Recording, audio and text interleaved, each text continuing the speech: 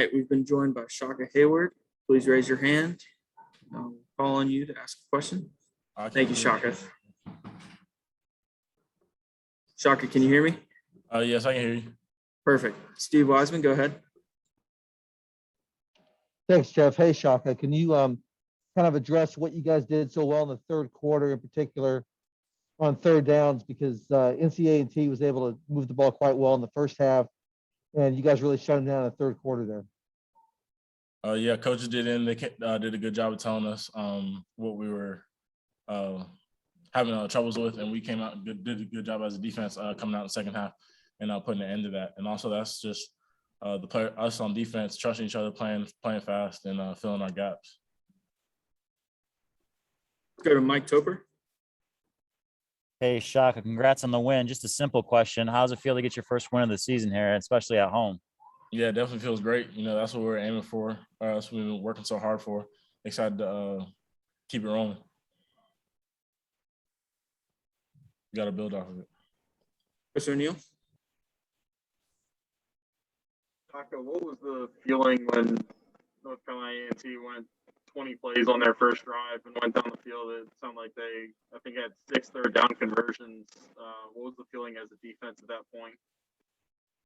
Yeah, they did a good job for that first drive, moving the ball down the field. But I was just on our end, we got to be better tacklers, just better tacklers. Back to Steve Wiseman. Yeah, Shaka, you mentioned being better tacklers. Was that the main thing you guys focused on coming out of the Charlotte game and that you wanted to improve tonight? Do you think you did that overall, or how would you assess the performance? Yeah, I would say tackling was definitely a big emphasis after the Charlotte game and going into this game. And I feel like we improved on that a lot in the second half.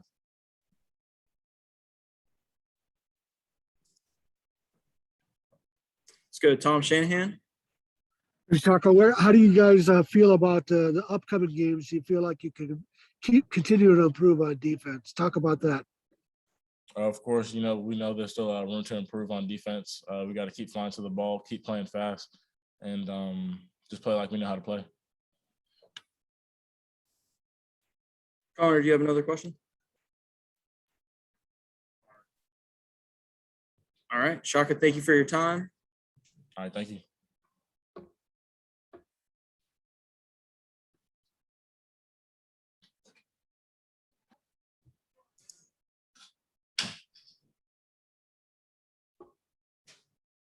We've got quarterback Gunnar Holmberg here with us. Steve, get us started.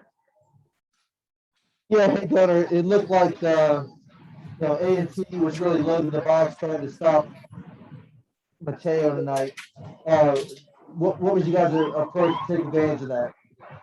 Yeah, I think historically A&T has been a really good run defense. We knew that watching film. We knew that from our 2019 game. And yeah, just knowing going into this game we might have to pass for how many ever yards, how many ever touchdowns we need to come out with the win. And, you know, thankfully the receivers were getting open. It was pretty much what we expected to see.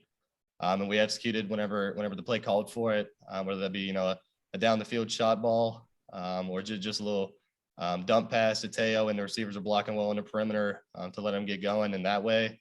But yeah, once again, you know, hats off to A&T. They have a great run defense, historically a great defense in general. And yeah, just if we ever to get it done through the air and then let Teo or whoever it is kick it in once we get down to the goal line, and then it worked out well for us. Tom Shanahan. Hey, Gunnar, 2 bold decisions there. Go the onside kick and then going for the touchdown with only 5 seconds. Talk about both those decisions and how you guys converted on them. Yeah, I didn't even really know we were going to do onside kick until we did it. I guess that was something they had talked about in their special teams meetings all week. But really good to see the confidence in them. You know, Charlie Ham's a great kicker. We take a lot of pride in our special teams, and we call it a blend to put the offense in a good field position to go out and take a shot or just drive down the field, which we were able to do. It's also a great momentum thing whenever you can recover an onside kick like that. And then, yeah, on the fourth down, having a good 2-minute drill. I think we executed that very well. You know, we had 3 of them last week that, you know, a couple we wish we could have had back and scored on. But, you know, the guys all have experience in that now. And today, you know, we worked on it a lot in practice throughout the week, and to see it pay off is really good. And then to get down on a 4th down decision, and Coach Cut to have the confidence for us to go for it, and let a guy like Teo and our O-line and just the trust we have in them. You know, they were yelling at us to run the ball and let them get it in. And it worked out, such as, you know, it instills the confidence we already have in our O-line, and then, you know, 2-1 and just let him do what he does. Alex Jackson. Hey, Gunnar, you only were sacked once, and that was in the very first possession of the game. What can you say about your offensive line and the way they kind of rebounded from that and then carried to hold you up the rest of the game? Yeah, like I say, can't say enough about them. Their performance these last 2 weeks, especially tonight, in the pass game was huge, especially in that 2-minute drill like we talked about, or in any type of shot plays. They were locked in. They gave me the time to make the correct decision and to let the receivers get open, you know, knowing that we had plays down the field that we had to make to come out with a victory in this game.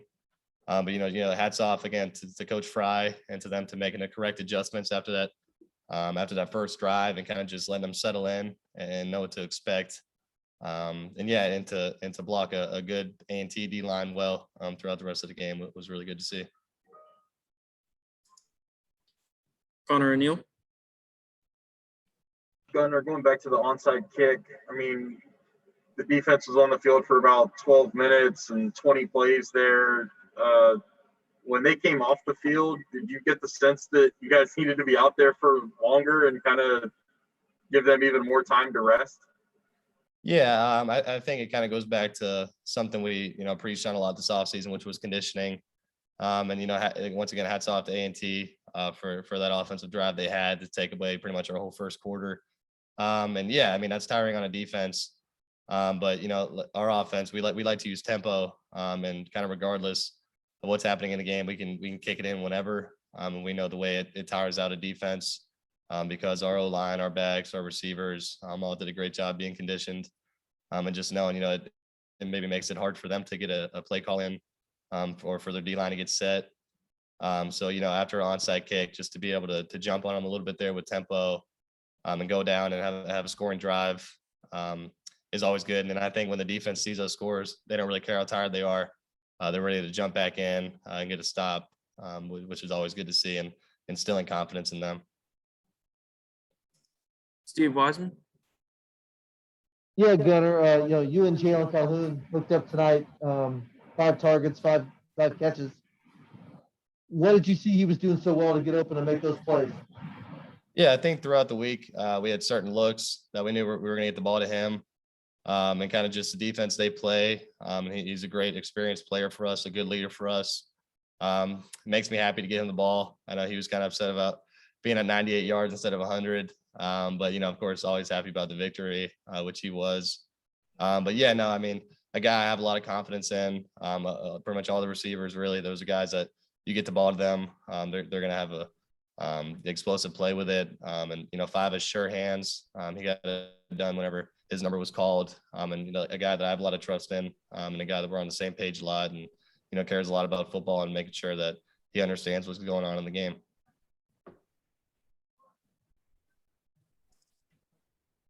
All right. Thank you, Gunnar. Coach Cutcliffe should be joining us shortly.